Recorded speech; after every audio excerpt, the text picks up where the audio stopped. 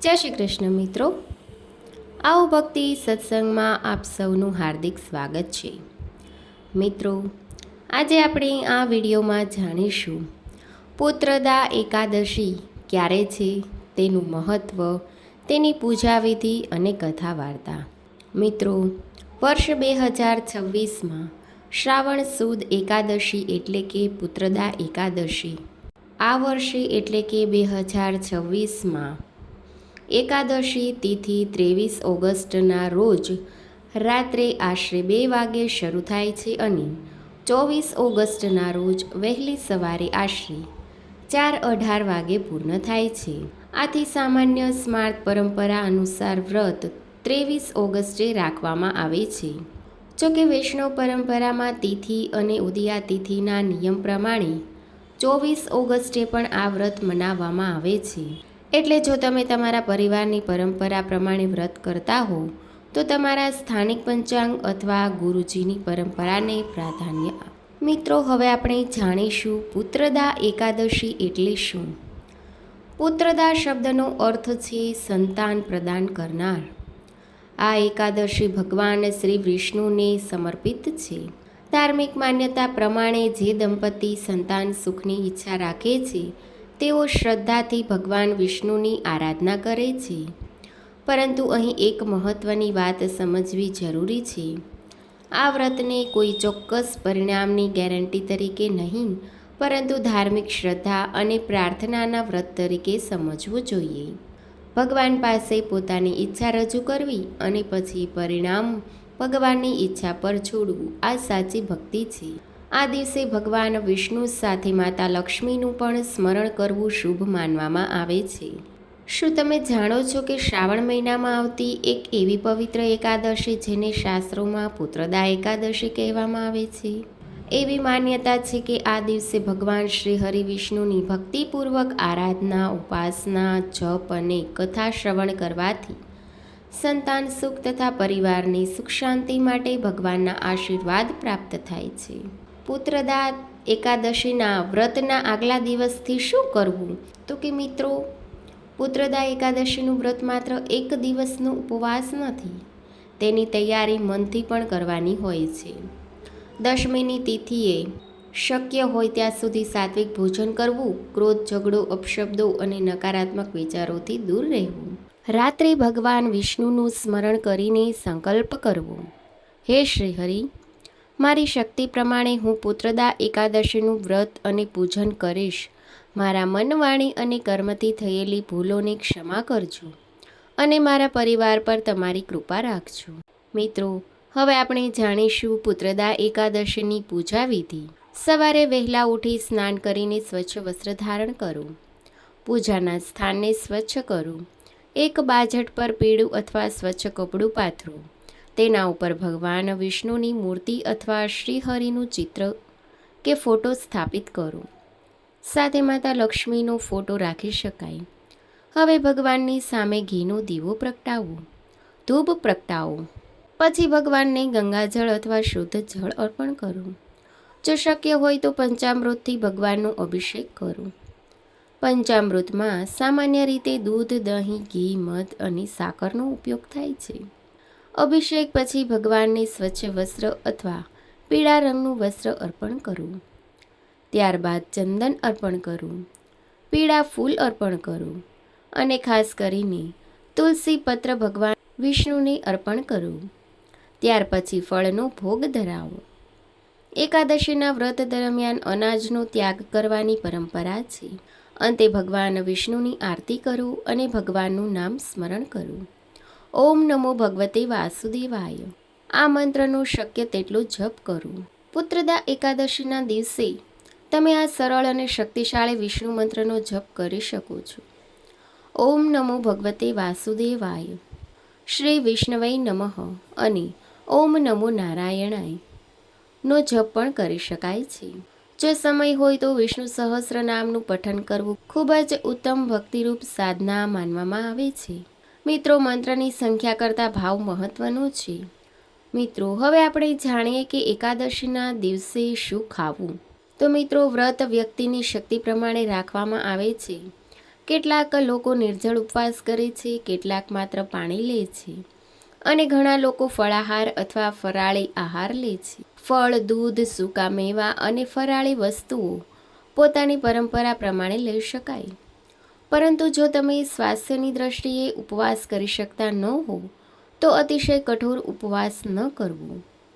ધાર્મિક વ્રત સાથે શરીરની સંભાળ રાખવી પણ જરૂરી છે. ખાસ કરીને વૃદ્ધો, બાળકો, ગર્ભવતી મહિલાઓ. એકાદશીના દિવસે સામાન્ય રીતે ચોખા અને અનાજનો ત્યાગ કરવામાં આવે છે. એકાદશીના દિવસે શું ન કરવું? તો કે એકાદશીના દિવસે માત્ર ખોરાકનો ત્યાગ કરવો એ જ વ્રત નથી. વાણીનું પણ વ્રત રાખવું, કોઈને દુઃખ ન આપવું, ખોટું બોલવાથી બચવું, ગુસ્સો ન કરવો, નિંદા ન કરવી અને શક્ય હોય ત્યાં સુધી ભગવાનનું નામ સ્મરણ કરવું. આ દિવસે દાન અને જરૂરિયાતમંદ વ્યક્તિની મદદ કરવી પણ શુભ માનવામાં આવે છે. મિત્રો, હવે આપણે જાણીશું પુત્રદા એકાદશીની પૌરાણિક કથા, વાર્તા. કહેવાય છે કે પ્રાચીન સમયમાં એક સુંદર અને સમૃદ્ધ રાજ્ય હતું. તે રાજ્યમાં એક ધર્મિષ્ઠ રાજા રાજ કરતો હતો. રાજા પ્રજાનું પાલન પોતાના પરિવારની જેમ કરતા. તેમના રાજ્યમાં સુખ શાંતિ હતી. અન્નની કોઈ અછત નહોતી. પ્રજા રાજાથી ખૂબ જ પ્રસન્ન હતી. પરંતુ રાજાના જીવનમાં એક મોટું દુઃખ હતું. રાજાને સંતાન નહોતું. રાજા અને રાણી ભગવાનની ભક્તિ કરતા, ઘણા યજ્ઞ, દાન અને પૂજા કરતા. પરંતુ તેમનું મન હંમેશા એક જ ચિંતામાં રહેતું, અમારા પછી આ રાજ્યનું શું થશે? એક દિવસ રાજા ખૂબ જ દુઃખી થઈને મહેલમાંથી બહાર નીકળ્યા. તેઓ જંગલ તરફ ચાલ્યા ગયા. ચાલતા ચાલતા તેઓ એક સુંદર આશ્રમ પાસે પહોંચ્યા. ત્યાં અનેક ઋષિમુનિઓ ભગવાનનું ધ્યાન કરી રહ્યા હતા. રાજાએ ઋષિઓને નમસ્કાર કર્યા. ઋષિઓએ રાજાને આશીર્વાદ આપ્યા. રાજાએ પોતાની વ્યથા જણાવી. રાજાએ કહ્યું, હે મહાત્માઓ, મારી પાસે ધન છે, રાજ્ય છે, પ્રજા છે, પરંતુ મારા જીવનમાં સંતાનનું સુખ નથી. હું ખૂબ દુઃખી છું. કૃપા કરી મને એવો માર્ગ બતાવો જેના દ્વારા ભગવાનની કૃપા પ્રાપ્ત થાય. ઋષિઓએ રાજાની વાત ધ્યાનપૂર્વક સાંભળી. પછી તેમને શ્રાવણ સુદ એકાદશીનું મહાત્મ્ય સમજાવ્યું. ઋષિઓએ કહ્યું, હે રાજન, શ્રાવણ શુક્લ પક્ષની એકાદશી અત્યંત પવિત્ર છે. આ એકાદશીને પુત્રદા એકાદશી કહેવામાં આવે છે. તમે અને તમારી રાણી શ્રદ્ધાપૂર્વક આ વ્રત કરો. ભગવાન શ્રી હરિ વિષ્ણુની પૂજા કરો. આખો દિવસ ભગવાનનું સ્મરણ કરો અને રાત્રે જાગરણ કરીને શ્રી વિષ્ણુનું નામ લો. રાજાએ ઋષિઓને પ્રણામ કર્યા. તેમણે મહેલમાં પાછા જઈ રાણીને આ વાત જણાવી. રાજા અને રાણીએ સંપૂર્ણ શ્રદ્ધાથી પુત્રદા એકાદશીનું વ્રત કર્યું. સવારે સ્નાન કર્યું, ભગવાન વિષ્ણુની મૂર્તિ સ્થાપિત કરી, દીવો પ્રગટાવ્યો, તુલસીપત્ર અને ફૂલ અર્પણ કર્યા, ભગવાનનું નામ સ્મરણ કર્યું, દિવસભર ભક્તિ કરી અને રાત્રે ભગવાન વિષ્ણુના નામનો જપ કરતા જાગરણ કર્યું. તેમના મનમાં એક જ પ્રાર્થના હતી, હે શ્રી હરિ, જો અમારી ભક્તિમાં કોઈ શક્તિ હોય, જો અમારી સેવા સાચી હોય તો અમારું જીવન સંતાનના સુખથી પૂર્ણ કરજો. તેમની ભક્તિથી ભગવાન વિષ્ણુ પ્રસન્ન થયા. ભગવાને રાજા અને રાણીને આશીર્વાદ આપ્યા. સમય જતાં તેમના ઘરે સંતાનનો જન્મ થયો.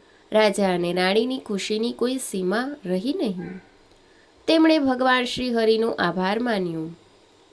રાજાએ બ્રાહ્મણો અને જરૂરિયાતમંદોને દાન આપ્યું.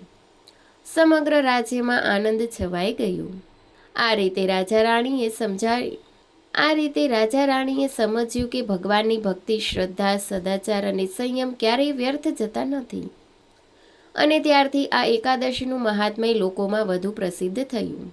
મિત્રો, આ કથાનો સંદેશ એવો છે કે પરિસ્થિતિ ગમે તેવી હોય, ભગવાન પર વિશ્વાસ છોડવો નહીં. મિત્રો, હવે આપણે જોશું કે પારણું ક્યારે કરવાનું. એકાદશીનું વ્રત બીજા દિવસે દ્વાદશી તિથિએ યોગ્ય પારણાના સમયે પૂર્ણ કરવામાં આવે છે. 2026માં સામાન્ય પરંપરા પ્રમાણે 23 ઓગસ્ટે વ્રત રાખીને 24 ઓગસ્ટે પારણું કરવામાં આવશે. પારણાનો ચોક્કસ સમય શહેર અને પંચાંગ પ્રમાણે બદલાઈ શકે છે. પારણું ભગવાનનું સ્મરણ કરીને કરવું. પહેલાં ભગવાનને નૈવેદ્ય ધરાવો, પછી પોતાની પરંપરા પ્રમાણે વ્રત પૂર્ણ કરો. અંતે આપણે શ્રી વિષ્ણુને પ્રાર્થના કરીએ કે હે ભગવાન શ્રી હરિ વિષ્ણુ, જે કોઈ ભક્તે આ પુત્રદા એકાદશીની કથા શ્રદ્ધાથી સાંભળી છે, જે કોઈ ભક્તે ભગવાનનું નામ લીધું છે, તેમના જીવનમાં સુખ શાંતિ અને સમૃદ્ધિ રહે. તેમના પરિવાર પર તમારી કૃપા રહે. જે દંપતી સંતાન સુખની ઈચ્છા રાખે છે, તેમની પ્રાર્થના સાંભળજો અને દરેક માતા પિતાના સંતાનોને સુખી અને સ્વાસ્થ્ય રાખજો. હે શ્રી હરિ, અમારા મનમાંથી દુઃખ દૂર કરજો, અમને સદબુદ્ધિ આપજો અને હંમેશા તમારા ચરણોમાં ભક્તિ જાળવી રાખવાની શક્તિ આપજો. બોલો શ્રી લક્ષ્મીનારાયણ ભગવાનની જય. પુત્રદા એકાદશી માતાની જય. મિત્રો, જો તમને આ કથા ગમી હોય તો વિડીયોને લાઈક કરજો, તમારા પરિવાર અને ભક્તજનો સાથે શેર કરજો અને આવો ભક્તિ સત્સંગમાં ચેનલને સબસ્ક્રાઈબ કરી લેજો, જેથી આવનારા નવા ધાર્મિક વિડીયોની માહિતી આપ સુધી તુરંત પહોંચી રહે. ધન્યવાદ.